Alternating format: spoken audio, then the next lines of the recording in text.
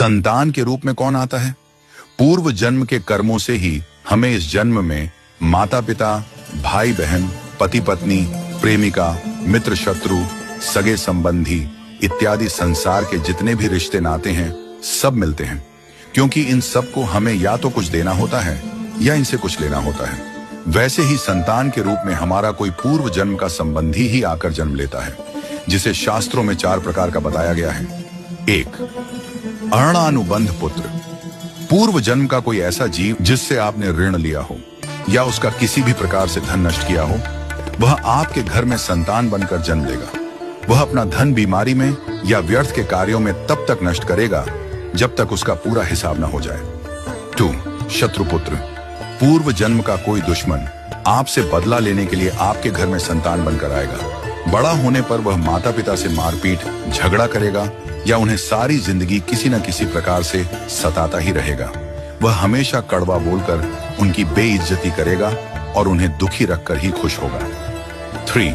उदासीन पुत्र। इस प्रकार की संतान न तो माता पिता की सेवा करती है, न ही कोई सुख देती है। वह उन्हें उनके हाल पर मरने के लिए छोड़ देती है। विवाह होने पर यह माता पिता से अलग हो जाते हैं और उनकी चिंता नहीं करते। 4. सेवक पुत्र। पूर्व जन्म में यदि आपने किसी की खूब सेवा की है तो वह अपनी की हुई सेवा का ऋण उतारने के लिए आपकी सेवा करने के लिए पुत्र बनकर आता है। जो बोया है वही तो काटोगे। यदि अपने माता पिता की सेवा की है तो ही आपकी संतान बुढ़ापे में आपकी सेवा करेगी, वरना कोई पानी पिलाने वाला भी पास न होगा। आप यह न समझें कि यह सब बातें केवल मनुष्य पर ही लागू होती हैं। इन 4 प्रकार में कोई भी जीव आ सकता है। यदि आपने किसी गाय की निस्वार्थ भाव से सेवा की है तो वह भी पुत्र या पुत्री बनकर आ सकती है।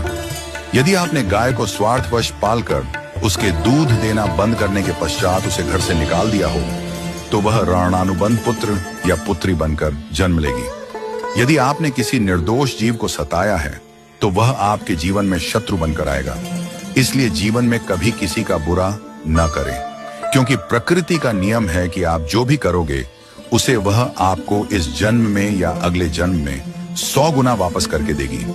यदि आपने किसी को 1 रुपया दिया है तो समझो आपके खाते में 100 रुपया जमा हो गए हैं। यदि आपने किसी का 1 रुपया छीना है तो समझो आपकी जमा राशि से 100 रुपये निकल गए। जरा सोचिए, आप कौन सा धन साथ लेकर आए थे और कितना साथ लेकर जाओगे? जो चले गए वे कितना सोना चांदी साथ ले गए? मरने पर जो सोना चांदी धन दौलत बैंक में पड़ा रह गया, समझो वह व्यर्थ ही कमाया।